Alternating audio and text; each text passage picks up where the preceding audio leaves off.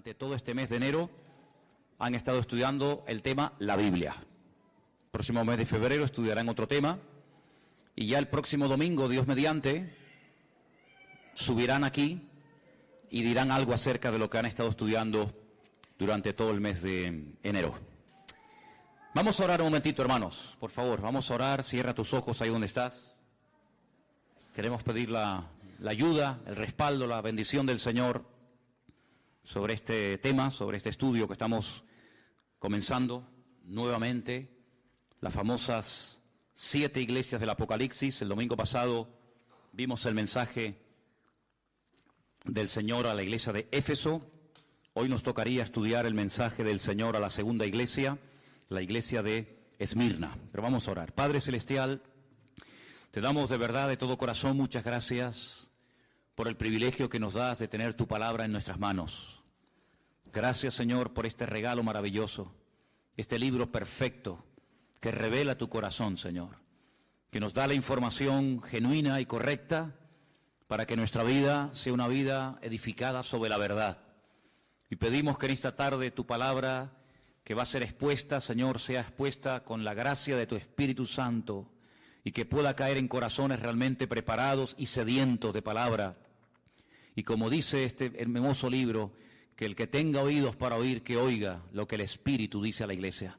Señor, que en esta tarde verdaderamente tú puedas hablar a nuestras vidas y podamos salir de aquí sabiendo que tú hoy has hablado a nuestras vidas y a nuestros corazones. Ponemos este tiempo de estudio de tu palabra en tus manos y pedimos tu ayuda y tu respaldo en el nombre de Jesús. Amén. Vamos al libro de Apocalipsis, hermanos, por favor, y vamos a leer el mensaje del Señor a la iglesia de Esmirna. Capítulo 2 del Apocalipsis, por favor. Capítulo 2, del versículo 8 al versículo 11. Apocalipsis capítulo 2, del versículo 8 al versículo 11. Escríbele al ángel de la iglesia en Esmirna, el primero y el postrero, el que estuvo muerto y vivió, dice esto: yo conozco tus obras y tu tribulación y tu pobreza, pero tú eres rico, y la blasfemia de los que se dicen ser judíos y no lo son, sino sinagoga de Satanás. No temas en nada lo que vas a padecer. He aquí, el diablo echará a algunos de vosotros en la cárcel para que seáis probados y tendréis tribulación por 10 días. Sé fiel hasta la muerte y yo te daré la corona de la vida. El que tiene oído, oiga lo que el Espíritu dice a las iglesias. El que venciere no sufrirá daño de la segunda muerte. ¿Cuántos dicen amén?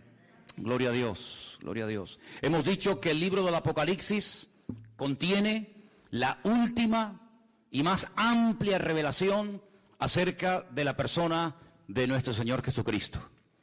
Por supuesto que si lees los evangelios, Mateo, Marcos, Lucas y Juan, vas a encontrar muchísimos detalles y muchísimas cosas interesantes acerca de cómo hablaba, cómo predicaba, cómo bendecía y cómo ministraba durante sus años de ministerio.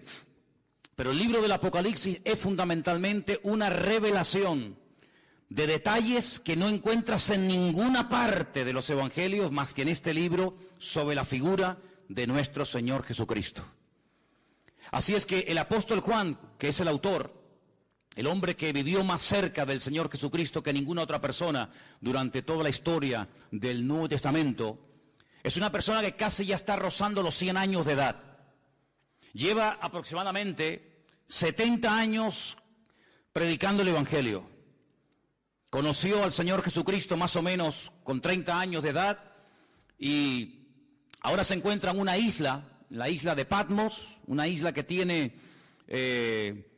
muy pocos kilómetros tanto de largo como de ancho, desterrado, dice él, por causa del Evangelio, por causa de la palabra de Dios. No está de vacaciones, no está de turista, sino que está condenado pues a morir de hambre, de sed, de frío o de soledad. Pero es allí, en medio de este caos, en medio de esta isla de piedra, donde no hay prácticamente nada, donde el Señor Jesucristo se le presenta y lo primero que le dice es: no temas, no pasa nada, todo está bajo mi control. ¿Cuántos dicen amén? Es en esta isla donde él recibe la revelación de todo el libro del Apocalipsis, y el Señor le dice que lo escriba, que no aprenda de memoria, que no intente retener la cantidad, los miles y miles de detalles y visiones y sueños que él va a ver, sino que los escriba. Pero que los escriba no solamente para que él lo sepa, sino que este mensaje de una forma especial tiene que llegar a 7 iglesias que, como pusimos el otro día en la pantalla, ocupaban un área que hoy en día ocupa el país de Turquía. Las famosas 7 iglesias del Apocalipsis que están mencionadas aquí en el libro del Apocalipsis, ahí las tenéis. Las iglesias de Asia Menor estaban en lo que hoy en día sería Turquía.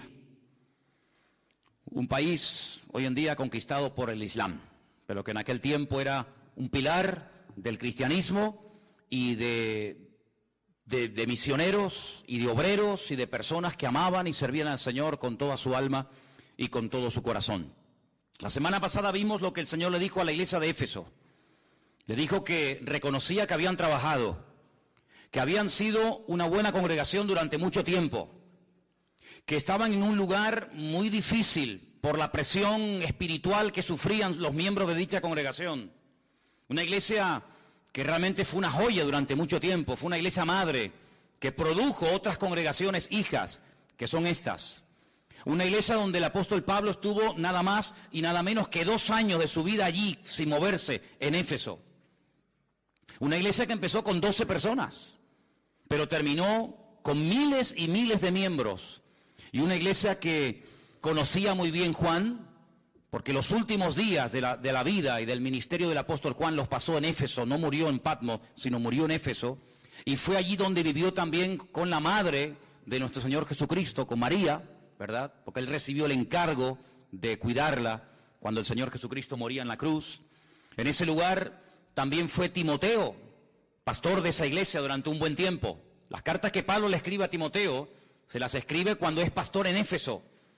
Allí también había un matrimonio que colaboraban activamente en la obra, un matrimonio que fue un apoyo tremendo para el ministerio del apóstol Pablo, porque además tenían la misma profesión de Pablo, y era Priscila y Aquila. También estuvo un tal Tíquico. Es decir, que los mejores ministerios de la época pasaron por esa congregación. Pero a 56 kilómetros de Éfeso se encontraba la ciudad de Esmirna. La ciudad de Esmirna era una ciudad muy importante. Era una ciudad que le llamaban la flor de Asia. Todos los piropos, la ciudad más hermosa, la ciudad más bonita de esa zona era precisamente la ciudad de Esmirna. La palabra Esmirna significa mirra. Era una ciudad que producía este elemento tan importante en la cultura religiosa de la época como era la mirra. Era una ciudad donde se cree que aproximadamente vivían más de 250.000 personas. Una ciudad bastante grande. Fijaros que el Señor, cuando le dice a Juan que le escriba a la iglesia, la forma como se presenta a la iglesia es muy interesante. Dice en el versículo 8, el primero y el postrero, el que estuvo muerto y vivió. Y esto no es casualidad, porque la ciudad de Esmirna fue fundada en el siglo XII antes de Cristo. Pero los lidios, no los libios, los lidios con D, la destruyeron completamente. Pero ustedes saben que Alejandro Magno, que tenía 4 generales muy importantes que tienen que ver mucho con la profecía del libro de Daniel, uno de ellos se llamaba Lisímaco, y decidió resucitar de los escombros a la ciudad de Esmirna. Después de 400 años de permanecer destruida, este general griego decidió volver a reconstruir la ciudad de Esmirna. Sí, una ciudad que estuvo muerta durante 4 siglos, pero que cuando Juan le escribe esta carta era una ciudad hermosa y activa y comercial y una ciudad muy importante. Por eso el Señor se presenta a la iglesia como el que estuvo muerto, mas he aquí que vive por los siglos de los siglos, amén. Como ustedes, ciudadanos de Esmirna, estuvieron muertos, esta ciudad no existía y nadie hablaba de ella y no había vida, ni había jóvenes, ni había nada, pues ahora esta ciudad ha resucitado. Exactamente igual el Señor hace con la iglesia de Esmirna. Yo estuve muerto, intentaron destruirme, pero aquí que estoy vivo otra vez. Por esa razón el Señor se presenta de esta manera a esta iglesia. Es una ciudad hermosa, espiritualmente hablando muerta, espiritualmente hablando pobre, pero materialmente tremendamente rica. Qué paradoja, ¿no? Una ciudad rica, una ciudad donde sobraba trabajo, una ciudad próspera, pero espiritualmente tremendamente pobre. Cuando ustedes leen, por ejemplo, la carta de quien la haya escrito a los hebreos, dice que muchos hermanos en aquella época sufrían el despojo de sus bienes materiales. Por eso la iglesia de Esmirna estaba pasando, entre comillas, una crisis económica. Por eso dice, ustedes son pobres, pero pone entre paréntesis, pero sois ricos, en el sentido de que lo más probable es que las autoridades romanas de la época le hayan quitado todas las posesiones materiales a los hermanos de dicha congregación. Y probablemente era prácticamente imposible conseguir para un cristiano trabajo en la ciudad de Esmirna. Por eso estaban pasando un momento muy difícil. Pero no solamente en esta ciudad había estos problemas, sino que además en esta congregación el Señor les da una palabra de advertencia. Es una de las pocas iglesias de las 7, es una de las pocas congregaciones que no recibe, digamos, una palabra de exhortación para corregir el rumbo, en el sentido de que hay falsa doctrina, enfriamiento del amor o falsas profecías. No. La iglesia de Esmirna recibe una palabra de advertencia porque viene un tiempo de prueba, viene un tiempo de persecución contra la iglesia.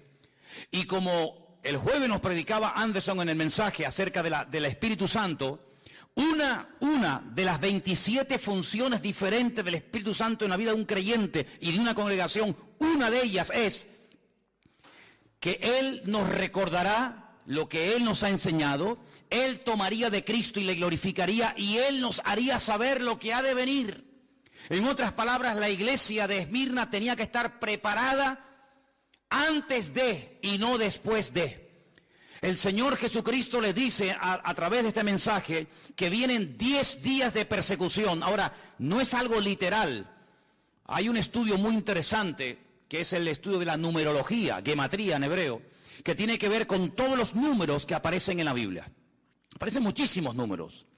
El número 10 no es un número literal en el sentido de que van a venir 10 días de persecución, sino es como una forma de decir, viene un periodo de tiempo, más o menos corto, de persecución.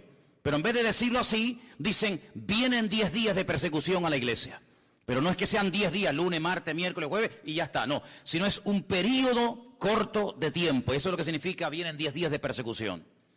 El discípulo más aventajado, el discípulo más importante de todos los que tuvo el apóstol Juan, fue un tal Policarpo.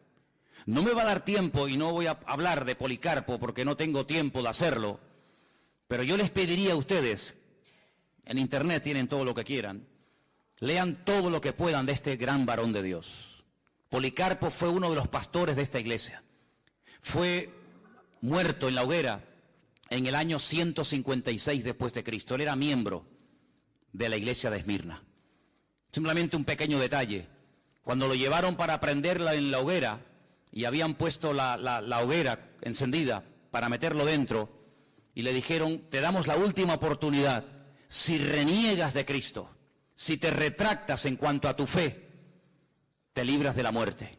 Y él dijo, no hace falta que me lleven a la hoguera, porque durante más de 80 años he estado sirviendo al Señor, jamás se ha portado mal conmigo y en el último momento de mi vida no le voy a renegar. Y dice que él salió corriendo y se metió dentro de la hoguera y de esa manera dio su vida por el Señor. Y esto fue en la famosa ciudad de Esmirna, la iglesia donde Policarpo asistía. Así que cuando leemos en el versículo 10 que viene tiempo de prueba, que viene tiempo de persecución a la iglesia no podía decir, es que no sabíamos nada. Yo nunca me olvidaré cuando un día, no sé cómo ni quién lo hizo, recibimos un correo, y fue un correo que muchas iglesias recibieron, de un pastor sirio. Un pastor de Siria mandó aquí una vez a esta congregación y a otras un mensaje. Y él decía, si nosotros hubiéramos orado más, cuando tuvimos tiempo para orar, si nosotros nos hubiéramos verdaderamente preparado y no hubiéramos perdido tanto el tiempo en cosas vanas y en cosas que no, al fin y al cabo no sirven para nada, hoy muchos de los hermanos de nuestra iglesia que han muerto como mártires estarían vivos. Pero no tuvimos tiempo, entre comillas, para oír la voz de Dios, para prepararnos. Y entonces bombardearon nuestra iglesia, quemaron nuestra congregación, mataron a muchos hermanos de la iglesia, porque no estábamos preparados. En el tiempo de libertad no nos preparamos creyendo que este tiempo iba a durar siempre, y no nos hemos dado cuenta de que nuestro país está siendo destruido. Y la última comunidad del mundo de hermanos nuestros que todavía hacían el culto y leían la palabra y hablaban en los cultos en arameo, el idioma de los tiempos del Señor Jesucristo, pues prácticamente desapareció. Y me venía esto a la mente porque el Señor lo que hace a través de su siervo Juan es decir a la iglesia, prepárense hermanos, que vienen tiempos difíciles, que vienen tiempos de tribulación, que vienen tiempos de prueba, pero no temáis. Como diciendo, todo está bajo control. El enemigo no podrá hacer con ustedes ni con nadie lo que quiera, sino que él irá hasta donde yo le permite llegar. ¿Cuántos dicen amén? Miren lo que dice el versículo 9, qué interesante. Yo conozco tus obras y tu tribulación y tu pobreza. Déjenme que les diga este dato, porque si en algún momento lo oyes o alguien te hace este comentario, quiero que tú ya sepas de antemano lo que te puede decir alguien. En la mayoría de los manuscritos que se han utilizado para traducir del griego al castellano este texto, en la mayoría, no en todos, en la mayoría de los textos, la palabra obras no aparece. Para que si algún día alguien te hace ese comentario, no te quedes con la boca abierta y diciendo, no. En la inmensa mayoría de los manuscritos, el texto dice, yo conozco tu tribulación y tu pobreza. En muy pocos manuscritos aparece la palabra obras. Por lo tanto, es un detalle que tienen que tener en cuenta. Pero no varía el texto en absoluto. Yo conozco tus obras, tu tribulación y tu pobreza, y la blasfemia de los que se dicen ser judíos y no lo son, sino sinagoga de Satanás. Aquí la palabra tribulación, hermanos, no solamente es un tiempo de persecución, de matanzas, de martirio y de crímenes, sino habla también, hace referencia a un tiempo de presión. A un tiempo en el que será muy difícil vivir tu vida y tu relación con el Señor. Un tiempo en el que vas a tener que aprender a trabajar y a moverte y a servir al Señor bajo presión. Y es que cuando vamos a la palabra de Dios, encontramos que el Señor nos quiere enseñar y nos quiere capacitar para poder trabajar y para poder servir al Señor en todo tipo de situaciones. No solamente cuando hay aplausos y reconocimiento y abundancia, etcétera, etcétera, lo cual es muy fácil, sino que el Señor fundamentalmente está más interesado en preparar y en entrenar a su pueblo para la tribulación, para la presión y para las dificultades que realmente para la prosperidad y para la abundancia. Y eso es lo que el Señor le está diciendo a la iglesia. Vienen tiempos en los que los creyentes en esta ciudad de Esmirna van a ser tremendamente presionados. Se van a sentir como gente pobre, como miserables, pero recuerden, ustedes son ricos. Porque la riqueza del creyente no depende de su patrimonio, porque la riqueza del creyente no depende de lo que tiene, sino depende de lo que es y al Dios que sirve. ¿Cuántos dicen amén? Por lo tanto dice, ustedes se sienten como pobres, no tenemos dinero, no tenemos mucho poder adquisitivo, no tenemos muchos recursos económicos, pero olvídense de eso. Vuestra riqueza no es lo que tenéis, vuestro patrimonio, que nadie os puede quitar, dicho sea de paso, es la presencia y la gloria del Señor en vuestras vidas. Además dice que habla de la blasfemia. La palabra blasfemia se podía haber traducido, y yo pienso que hubiera sido una mejor traducción, por palabra calumnia. Es decir, vienen tiempos en los que a ustedes les van a levantar calumnias. Es decir, van a utilizar las autoridades contra vosotros, falsos testigos que os calumnien, para tratar de frenar el avance y desterrar definitivamente el testimonio de Jesucristo en la ciudad de Esmirna. Y uno dice, pero ¿cómo es posible todo esto? Te vuelvo a repetir, porque el Señor dice que para el mundo viene un tiempo de persecución para la iglesia, pero la iglesia no, lo tiene que tomar desde un punto de vista de que está siendo probada por el Señor. Y dice la Escritura que la fe del creyente, tarde o temprano, sí o sí, tiene que ser probada por el fuego. Y una vez que sea probada, esa fe realmente sea una fe a prueba de bombas. Y sepa moverse en toda situación y en toda circunstancia, bajo presión, bajo libertad, bajo persecución o bajo lo que sea. Habla acerca de un tipo de personas en la ciudad de Esmirna que dice, se dicen judíos. Y esto tiene una doble interpretación. Unos comentarios dicen que cuando Juan emplea la palabra que hay personas que se dicen judíos, puede ser que efectivamente fueran judíos de raza, personas judías que se oponían al avance del Evangelio y al establecimiento de la obra del Señor en Esmirna. Puede ser. Pero otros comentarios dicen que puede ser que eran personas con tendencias judaizantes. Es decir, personas que no eran realmente judías, pero que querían hacerse pasar por judíos. Y la pregunta es, ¿por qué se querían hacer pasar por judíos en aquella ciudad? Porque los judíos gozaban en Esmirna del beneplácito de las autoridades. Porque se cuenta que en un momento de la historia, cuando la ciudad quiso ser restaurada, quiso ser reconstruida, los judíos levantaron de su patrimonio personal enormes cantidades de dinero que le dieron a las autoridades romanas y de esa manera recibieron el apoyo, el beneplácito de las autoridades, y ser judío en la iglesia, en la ciudad de Esmirna, no en la iglesia, perdón, en la ciudad de Esmirna, pues era un punto a favor, pero ser cristiano evidentemente era meterte en follones. Por lo tanto, algunas personas que no eran judíos de raza, de etnia, se hacían pasar por judíos para que de esa manera no tuvieran problemas con las autoridades romanas, pudieran desarrollar sus actividades comerciales, pudieran conseguir trabajo, etcétera, etcétera. Por eso dice, los que dicen ser judíos, que puede ser que lo eran, o también puede ser que no lo eran, pero se hacían pasar por lo que no eran para no tener ningún tipo de problema. En otras palabras, cuando alguien se hace pasar por lo que no es, la Biblia utiliza un término muy directo, y es la palabra hipocresía. La palabra hipócrita significa uno que usa una máscara. La palabra hipócrita se utilizaba en el teatro greco-romano, cuando los actores utilizaban caretas para ocultar su verdadera identidad y para hacer un papel que no era verdaderamente el suyo, no era la esencia propia de ello, pero a los actores se les llamaba en cierto sentido hipócritas, no como un término despectivo, sino simplemente como alguien que utilizaba un disfraz, una careta, para que no se le reconociera públicamente. Hoy en día la mayoría de los actores actúan a cara descubierta, pero en aquellos tiempos no era así el teatro, era diferente. Por lo tanto, lo que el Señor está tratando de decir aquí es que la iglesia no tiene que parapetarse, no tiene que esconderse, no tiene que disfrazarse de nada ni de nadie, sino que tenemos que ser lo que somos con todo orgullo para la gloria del Señor. ¿Cuántos dicen amén? Dice el texto que iban a ser perseguidos. Y yo quiero pararme aquí y decir varias cosas referente a esto.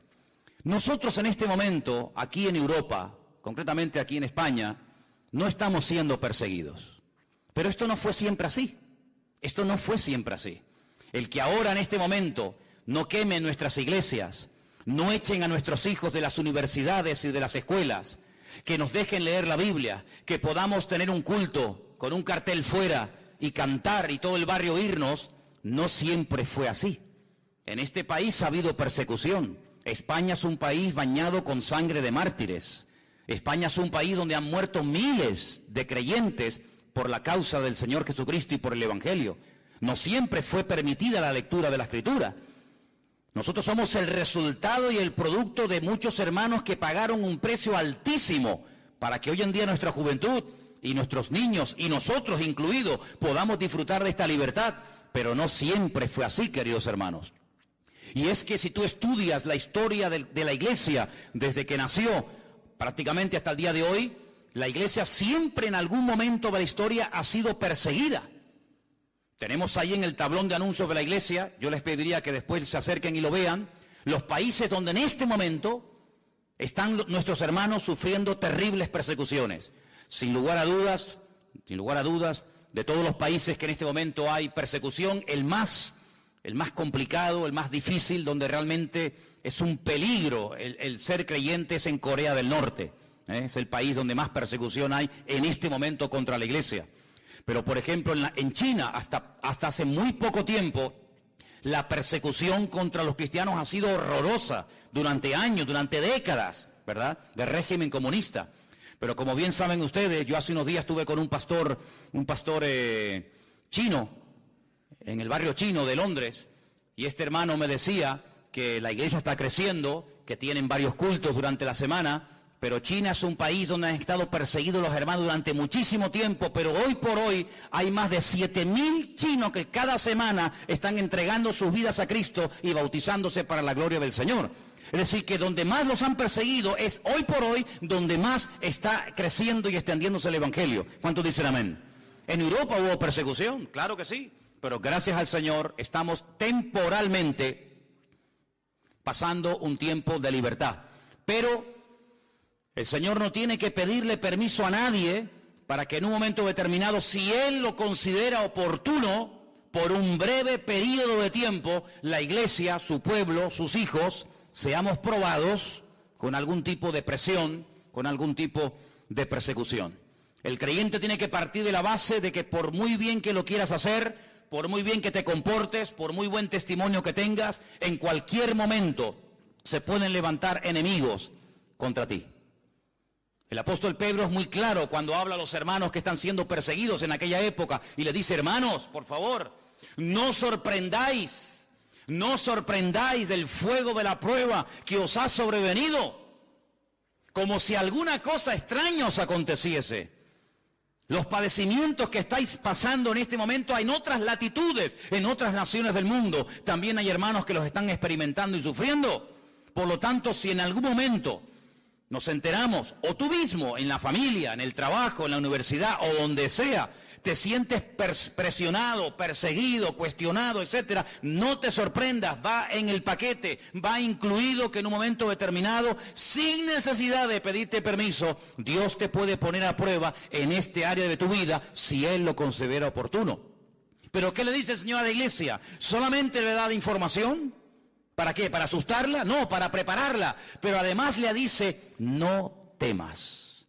Y esta expresión, hermanos, no temas, es una expresión que a mí de verdad me fascina, porque el Señor sabe que como seres humanos en algún momento podemos tener miedo. Hay gente hoy en día, tal vez entre nosotros puede ser, que haya gente que le tenga miedo a cosas que si las contaras y las dijeras, tal vez alguna persona se reiría, pero a ti realmente te da temor.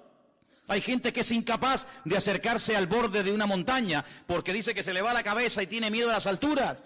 Hay gente que tiene miedo a los gatos. Hay gente que tiene miedo a quedarse solo o sola. Hay gente que tiene miedo a caer enfermo. Hay gente que tiene miedo a dormir con la puerta cerrada y tienen que dormir con la luz encendida. Hay tanto tipo de temores. Pero el Señor a todos y a cada uno de nosotros, en cualquier circunstancia o situación en la que nos encontremos, siempre el Señor te dirá: no tengas ningún temor, no temas. Yo estoy contigo y nadie te podrá hacer frente en todos los días de tu vida. ¿Cuántos dicen amén? ¿Señor nos puede probar? Claro que sí.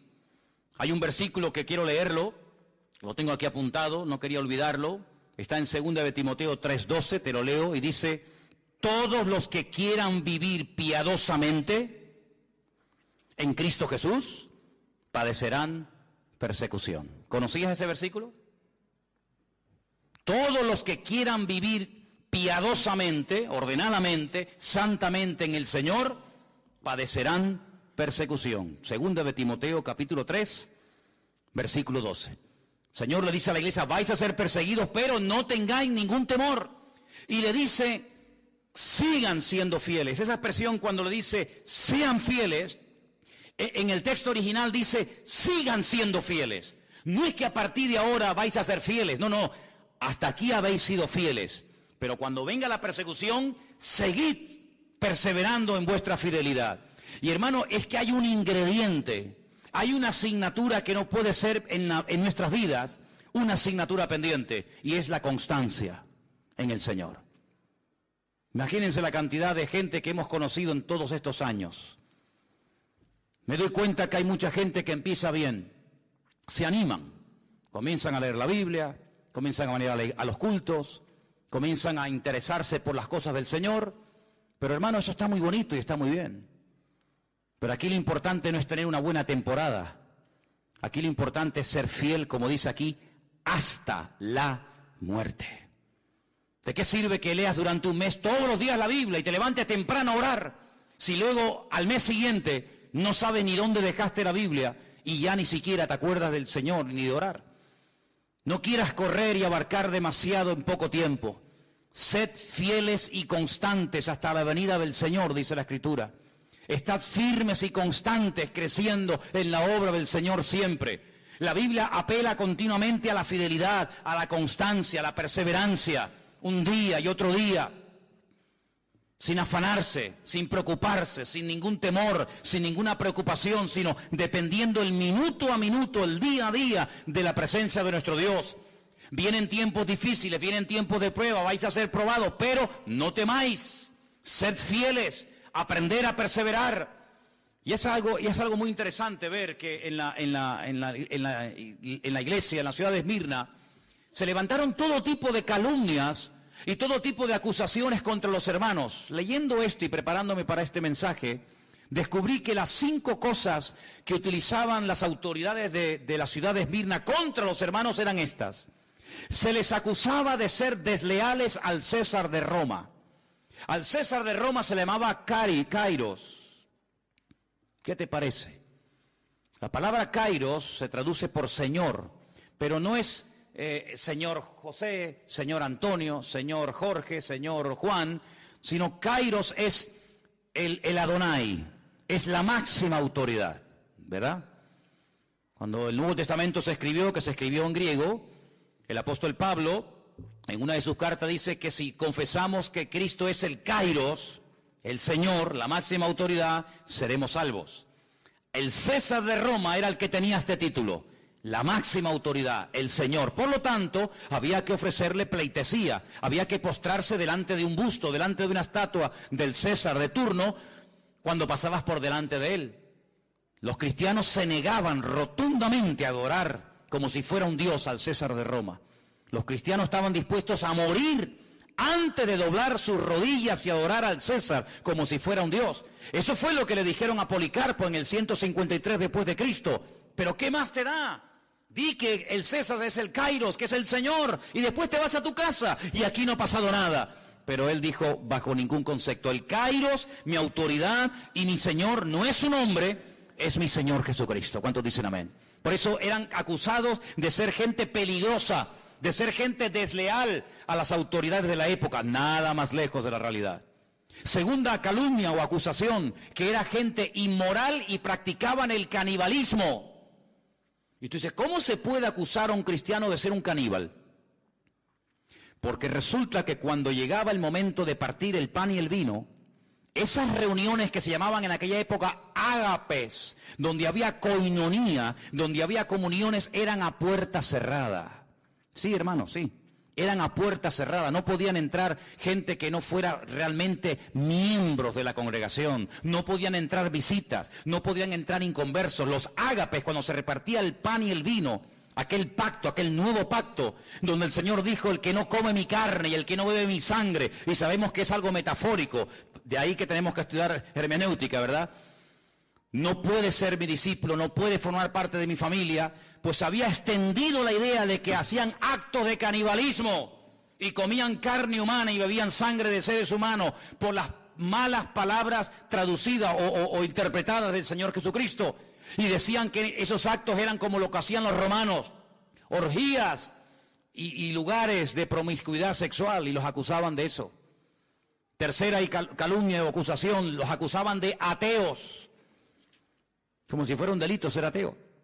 Pero como no eran politeístas, como no adoraban a Afrodita, ni a Apolos, ni a Júpiter, ni a ninguna divinidad de la época, sino que adoraban a un solo Dios y que encima no se le podía representar en forma de hombre o de mujer, los llamaban ateos, personas peligrosas, porque eran personas en contra de la religión establecida de la época. Los acusaban de incendiarios. Ahora pueden entender por qué Nerón les echó la culpa a los romanos de haber prendido fuego a Roma, lo cual no fue cierto, que lo hicieron los cristianos, sino fue él. ¿Por qué? Porque en los cultos se hablaba mucho acerca del infierno. Se hablaba mucho acerca de las llamas eternas del fuego del infierno. Y entonces les acusaban de que esta gente algún día le prendería fuego a las fortalezas romanas, a los templos romanos y a las ciudades romanas y las terminarían destruyendo. Y finalmente los acusaban de romper familias. Es decir, el Evangelio a veces distancia y separa miembros de la familia. Seamos sinceros. La Biblia nos enseña que a veces cuando una persona se convierte, tus familiares por un tiempo, no siempre, pero por un tiempo, pueden llegar a convertirse en tus peores enemigos.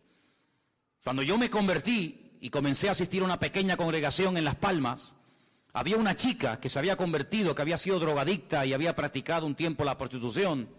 Y su padre delante de mí le decía: prefiero verte otra vez drogándote y prostituyéndote que yendo a esa iglesia a adorar a ese Dios y juntándote con esa gente. ¿Y cómo un padre le puede decir eso a una hija? Pues se lo decía, hermanos.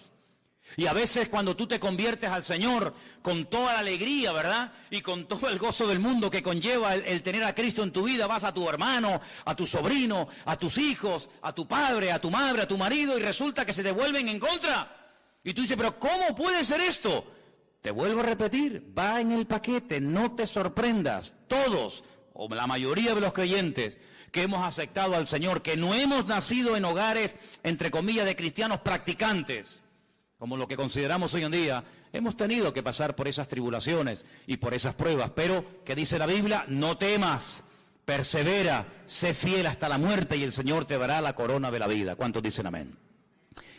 Hay un salmo muy bonito que dice: Señor, dame fuerzas para que no claudique y mi enemigo se ríe de mí diciéndome: ves, lo logré vencer.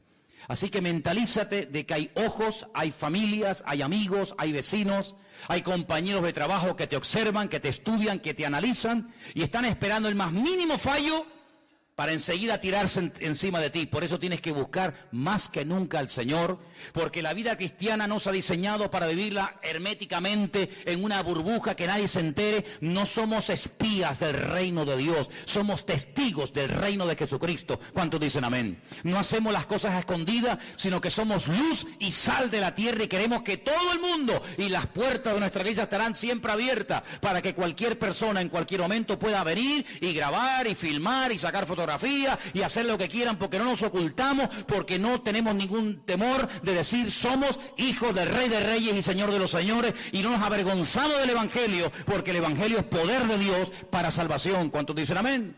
Pero a ellos los acusaban de eso en aquella época, y muchos murieron, y muchos fueron descuartizados y quemados y torturados hasta la muerte. Ahora, hay algo muy interesante en el mensaje del Señor a esta iglesia que quiero destacar. Si os dais cuenta, en el versículo 9 aparece un nombre. Dice que había personas que, decían ellos que eran judíos y no lo eran, sino sinagoga de Satanás. Y luego aparece en el versículo 10 la palabra diablo. La palabra Satanás, que significa adversario, es un nombre que viene del hebreo. En hebreo no se dice Satanás, se dice Satán, que significa adversario. Y después en el versículo 10 aparece la palabra diablo, que significa acusador. Es el mismo personaje, pero como a veces aparece, habéis visto en la Biblia, ¿no? Seol y Hades. ¿Habéis visto, no? Es lo mismo, es el mismo sitio, pero uno está dicho en griego y otro está dicho en hebreo. Bueno, pues Satanás está dicho en hebreo y diablo está dicho en griego, pero es la misma persona. Lo que pasa es que el significado de Satanás es adversario, como he dicho, y el nombre diablo significa acusador. ¿Por qué dos nombres en el mismo pasaje a la misma iglesia? Por una sencilla razón. Porque el nombre es el código genético de la persona. El nombre es mucho más que una señal identificativa. Si yo digo, por ejemplo, a ver, Ferrari, ¿qué les viene a la cabeza? Un coche. Cristiano Ronaldo.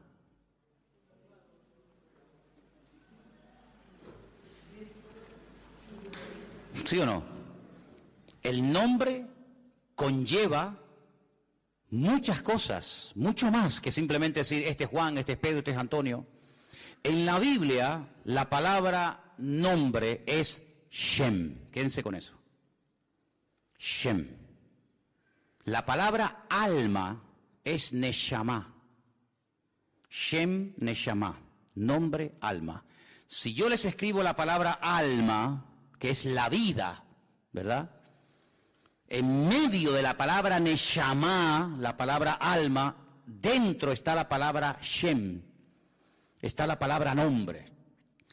Cuando el Señor trataba con mucha gente a lo largo de la historia, había momentos, no siempre, había momentos en los que le cambiaba el nombre a la persona.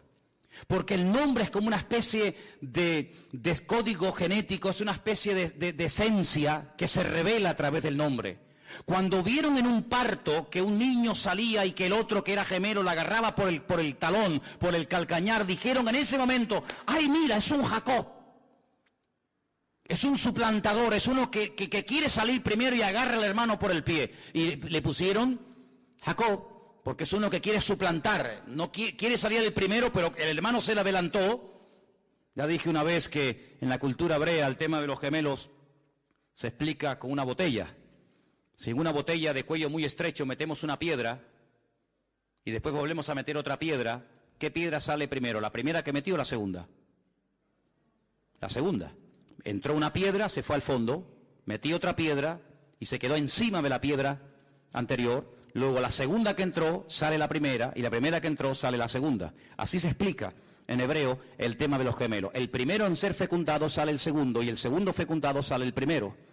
Jacob quería salir el primero y le agarra el tobillo a su hermano y le dijeron suplantador.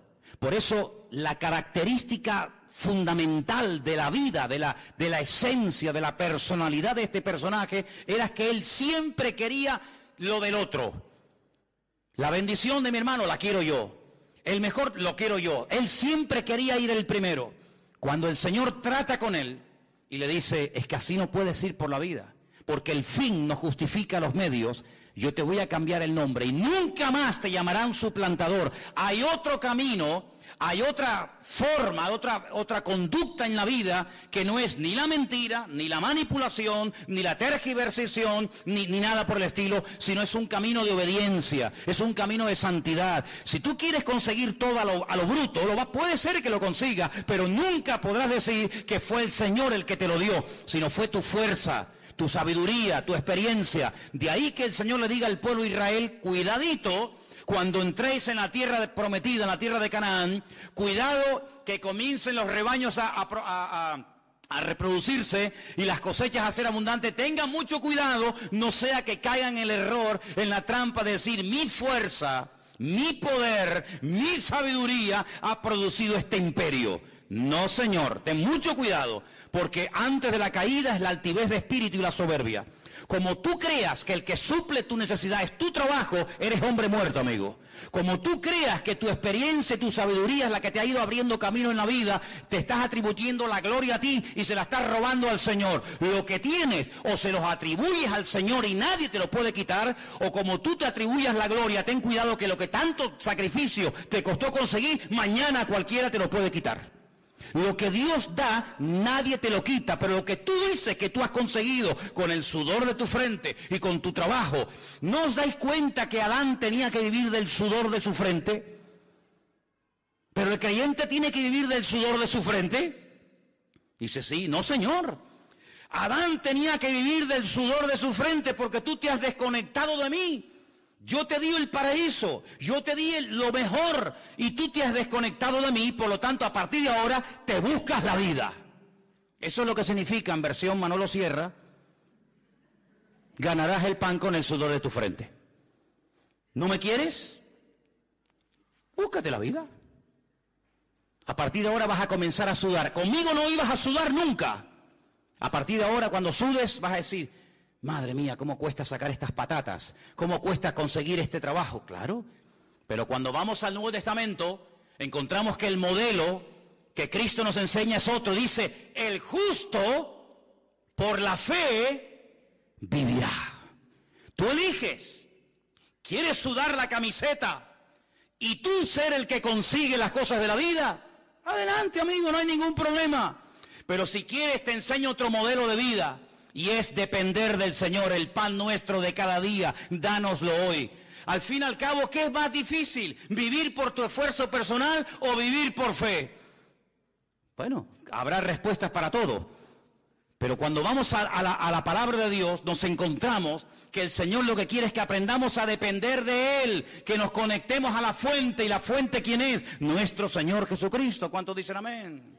Dile al que está a tu lado, ¿cómo quieres vivir tú? ¿Como Adán o como Cristo? Tú decides, amigo. Tú decides cómo quieres vivir. Seréis probados. No es malo ser probado. Es una buena señal. Es una buena señal. ¿Sabes cuál es una mala señal? Que no te esté pasando nada. ¿Sabes a quién no le pasa nada? ¿Sabes a quién no critican? ¿Saben a quién no calumnian? ¿Sabes quién nunca se siente mal si sube el petróleo o baja el petróleo? Si pierden el trabajo. ¿Saben quién? Los muertos. Nunca vas a ver una manifestación de muertos en el cementerio de San Lastenia. No nos hacen caso. Nos tienen aquí abandonados, metidos en caja.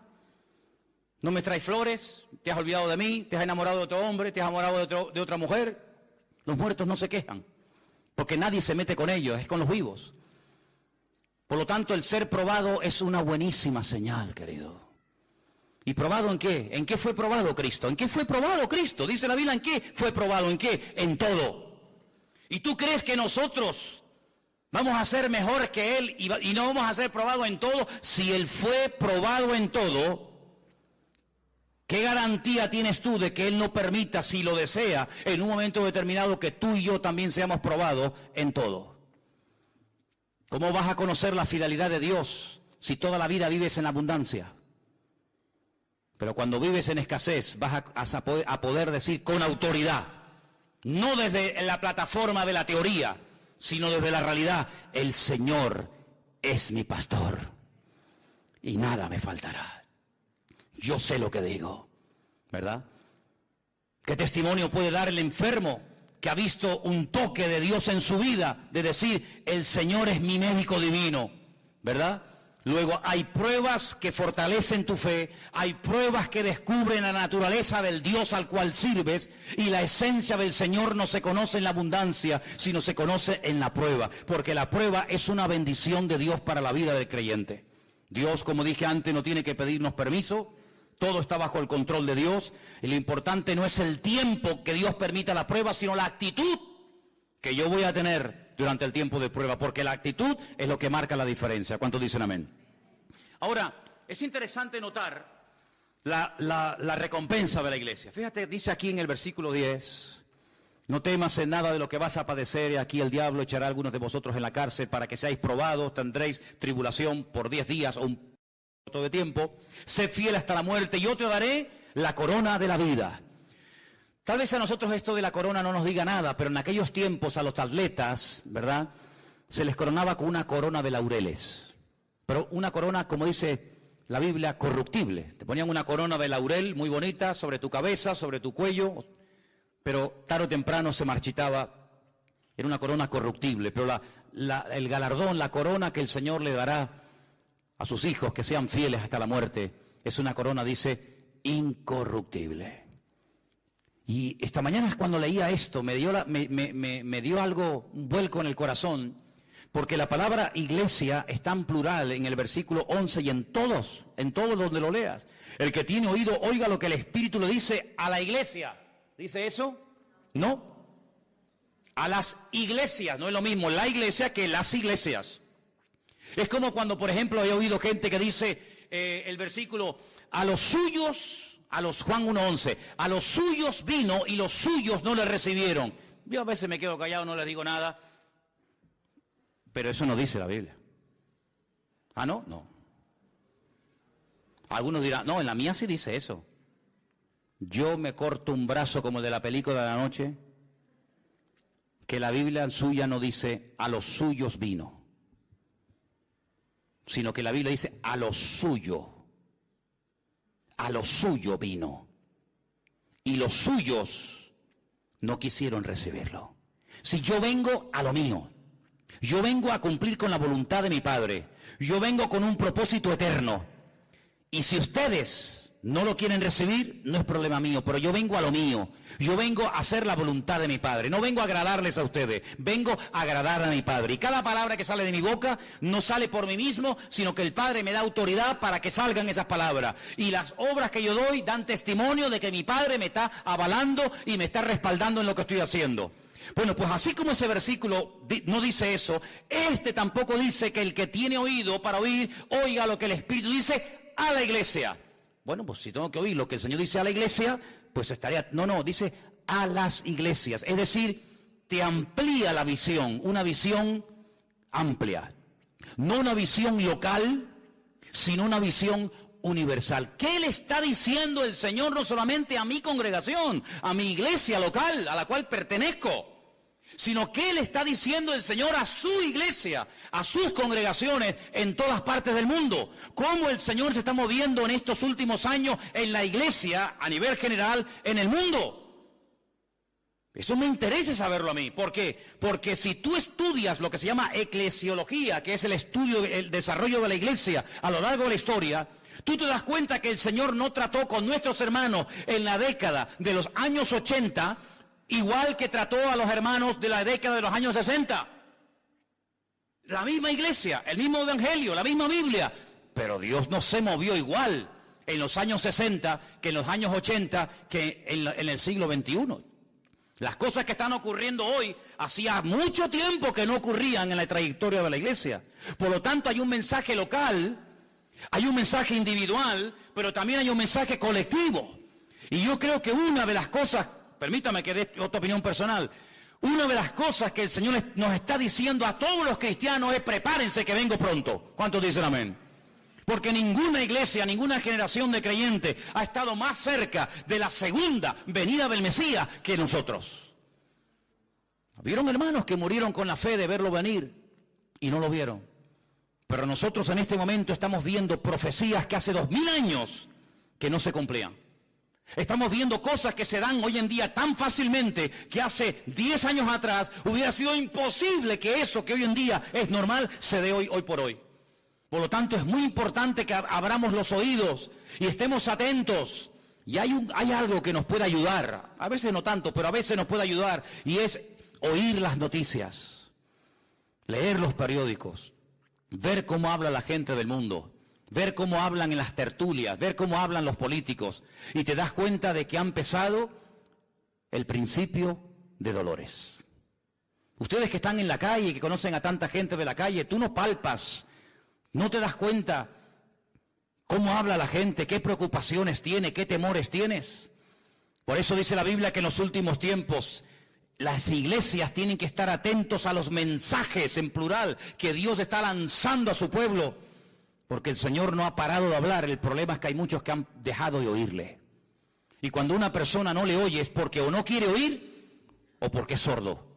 Y la iglesia no es sorda, pero hay creyentes que a veces no quieren oír ciertas y determinadas realidades.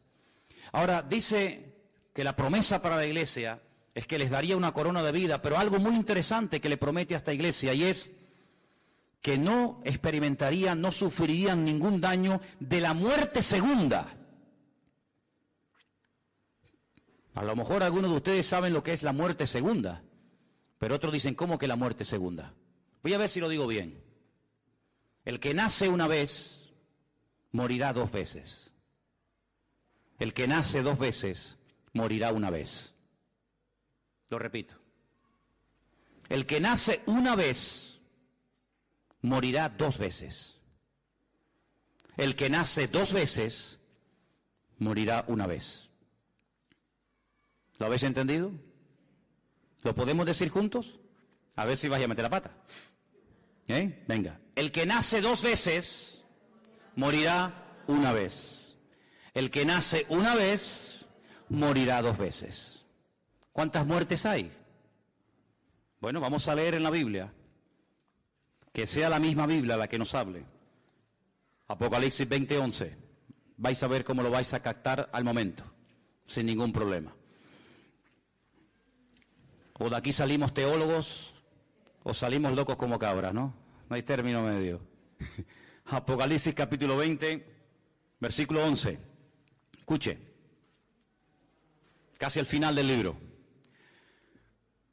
Vi un gran trono blanco y al que estaba sentado en él, de delante del cual huyeron la tierra y el cielo y ningún lugar se encontró para ellos. Escucha, vi a los muertos, grandes y pequeños, de pie. A los muertos, sí, de pie, ante Dios. Los libros fueron abiertos y otro libro fue abierto, el cual es el libro de la vida. Se hace mucha referencia al famoso libro de la vida. ¿Qué es el libro de la vida?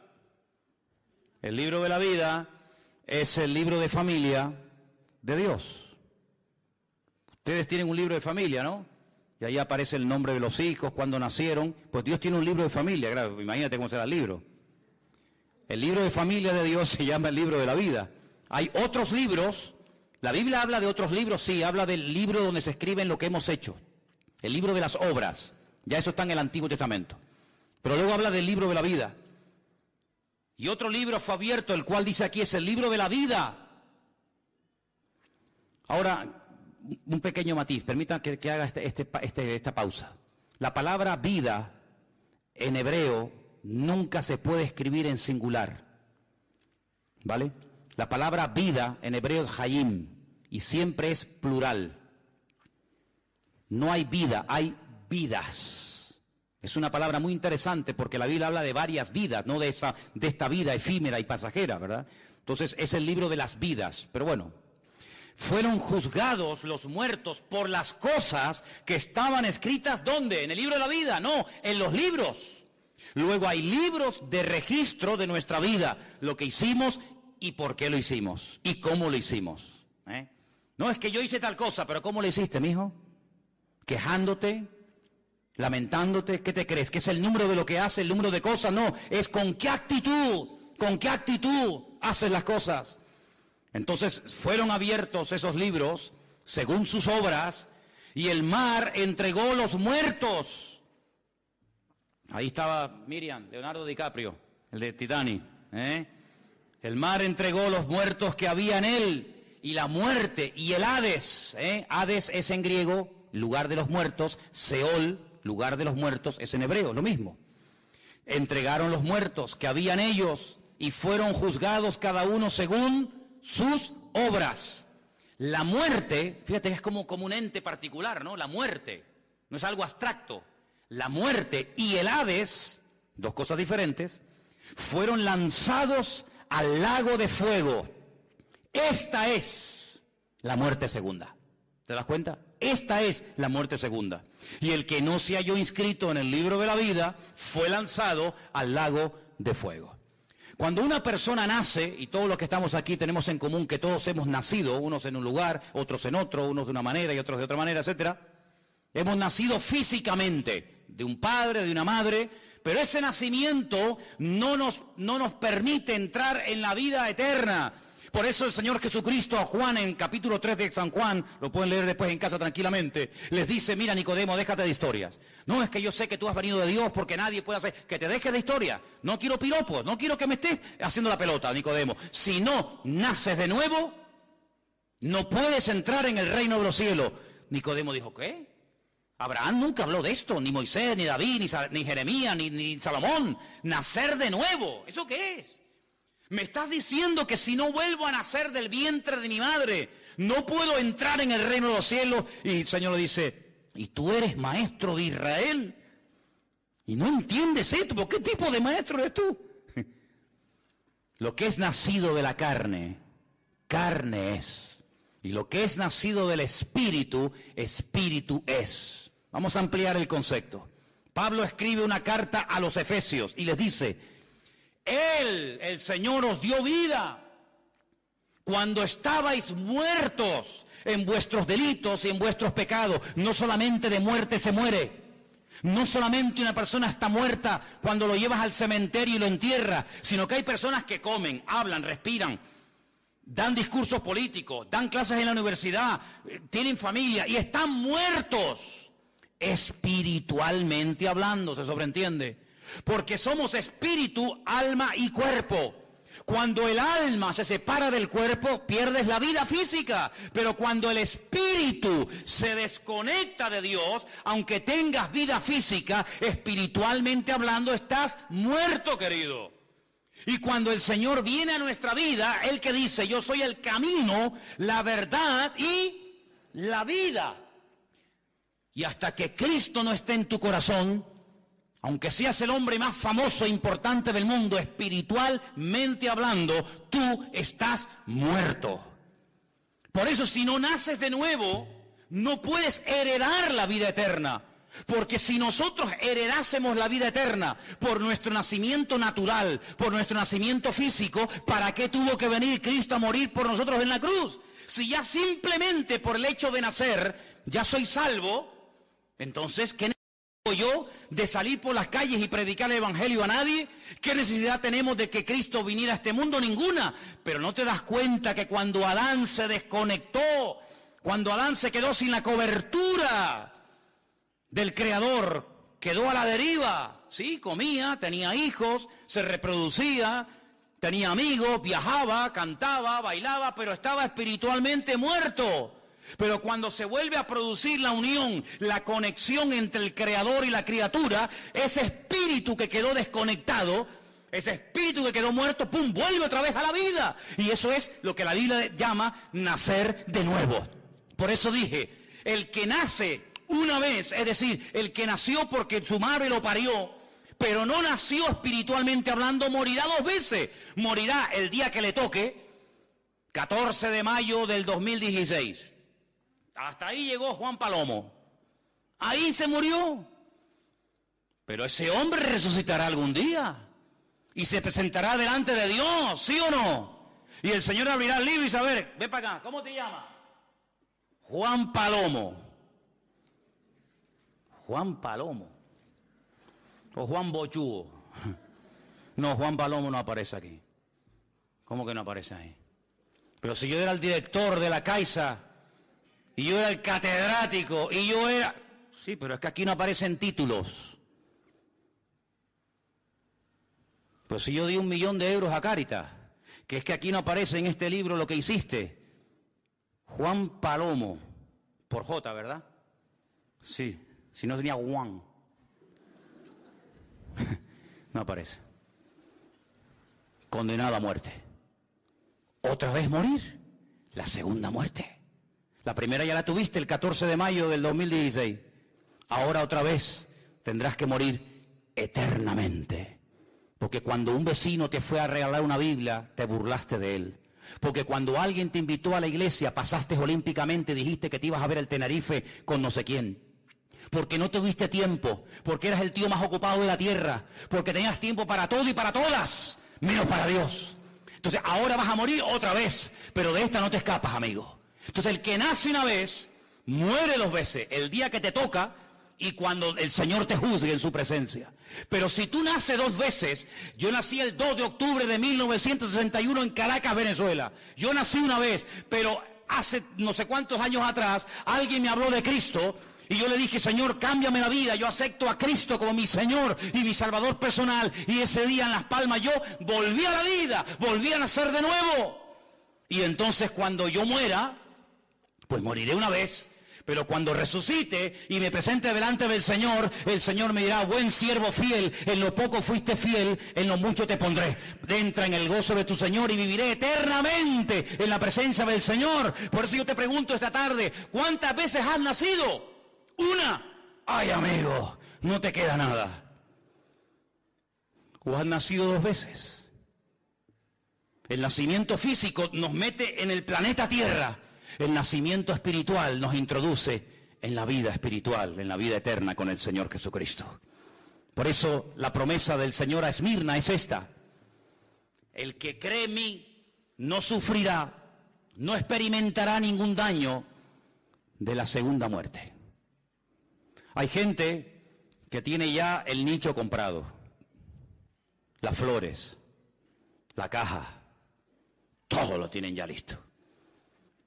A Santa Lucía o a Mafre, le tienen ya todo comprado. ¿Y cómo se compra la vida eterna, amigo? ¿Qué compañía de seguro te la ofrece? Yo les animo a que mañana vayan a Mutua Tenirfeña, o a Mafre, o a la compañía que ustedes quieran y le digan, mire, estoy asistiendo a una iglesia evangélica y el pastor predicó ayer de que tengo que tener la vida eterna. Ustedes me pueden preparar mi morada celestial en la presencia del Señor por la eternidad. Y te va a decir, esta gente está loca como cabra, amigo. Porque el mundo nos prepara para la vida esta, para esta vida.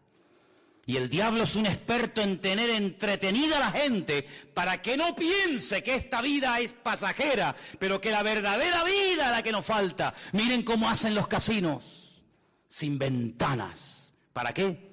Para que la gente pierda la noción del tiempo. Y estés allí. Yo nunca olvidaré cuando un día fui a Las Vegas a ver qué era aquello, y la gente echaba moneda, y era las 4 de la tarde, las 10, no, pierden la noción del tiempo con la maquinita, jugando. Así es el diablo, le da juguete, entretenimiento. Ahora están de moda los drones, y te encuentras a un tipo de 40 años en un parque jugando a las 3 de la mañana con un dron, y yo digo, no habrá otra cosa más importante que en la vida que estar con un aparatito a las 4 de la mañana, viejo. Y este era el regalo para el niño. ¿Qué niño? Era para él. Pasa con el cuento del niño. Se lo compró para él. 4 de la mañana allí. ¿Qué hace? No, aquí jugando.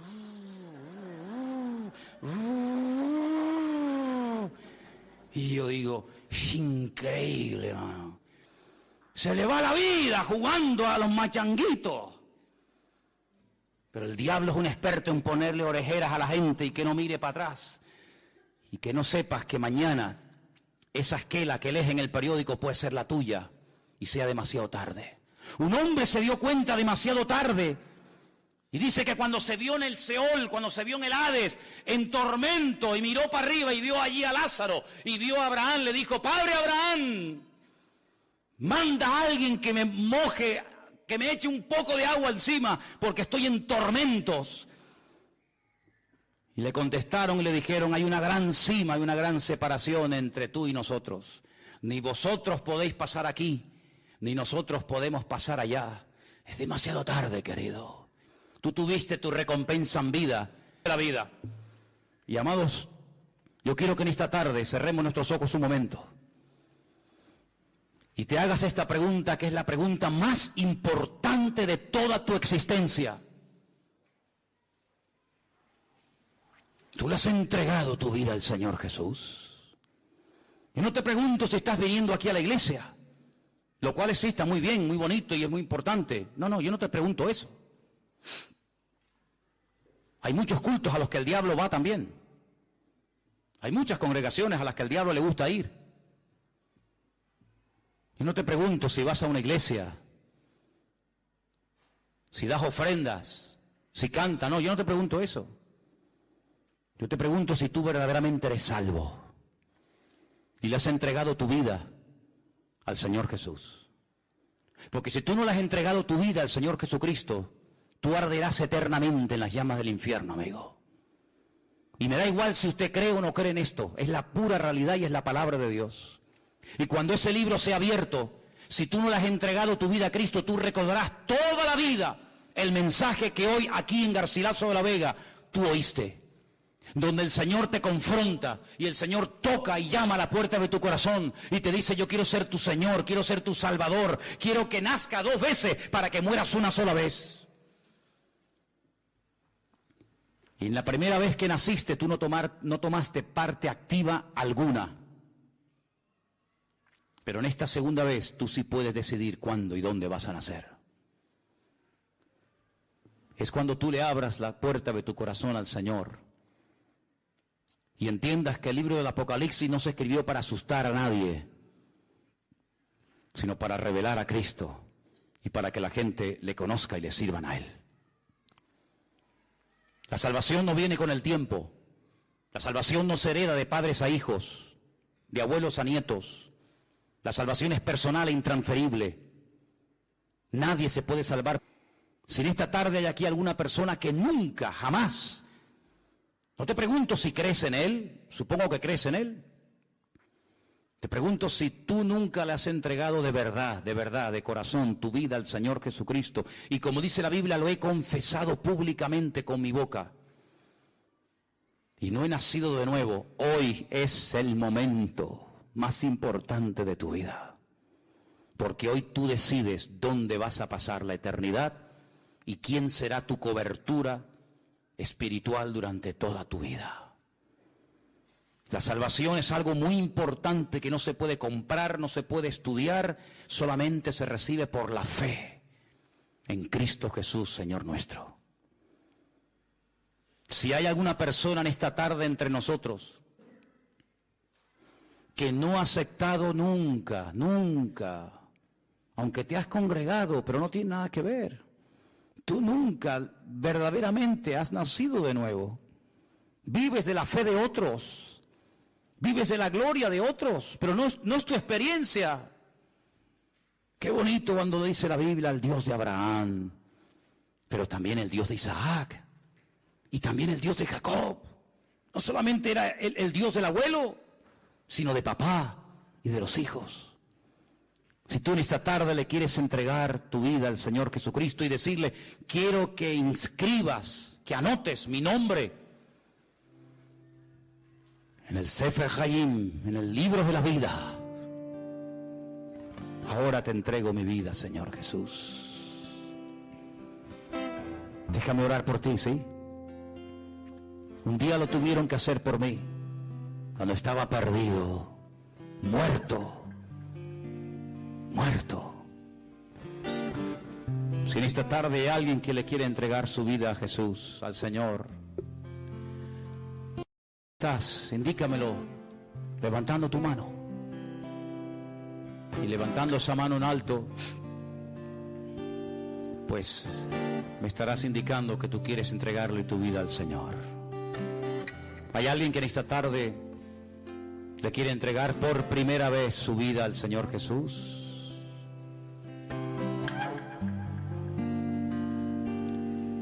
Aleluya, Jesús. Me dijo hace muchos años un pastor finlandés en el País Vasco, qué importante, Manolo, es de vez en cuando en las iglesias hacer un llamamiento. Imagínate que hubiera una sola persona en esa reunión que quisiera entregarle su vida a Cristo. Así que, si en esta tarde hay alguna persona que le quiera entregar su vida a Cristo, pues ahora es el momento.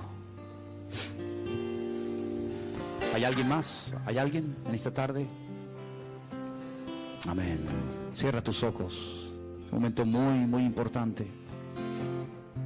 Señor Jesús, te damos gracias por las oportunidades que nos das para salvarnos en este mundo enfermo, en este mundo que tienen de todo, pero están pobres espiritualmente, en una miseria como nunca en la historia de la humanidad. El hombre está en miseria espiritual, en pobreza, en crisis, en bancarrota, porque te han dado las espaldas, mi Dios.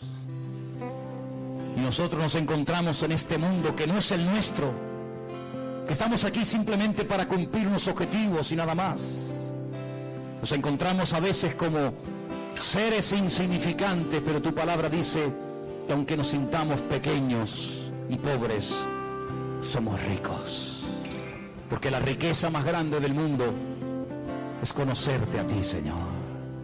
Y te doy gracias por el milagro de la fe. Hoy hemos cantado, aumenta mi fe.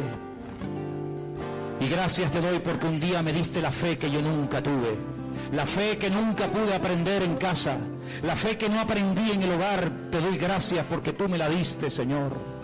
Y es un milagro, lo reconozco, es un milagro que hoy en día haya hombres y mujeres de fe.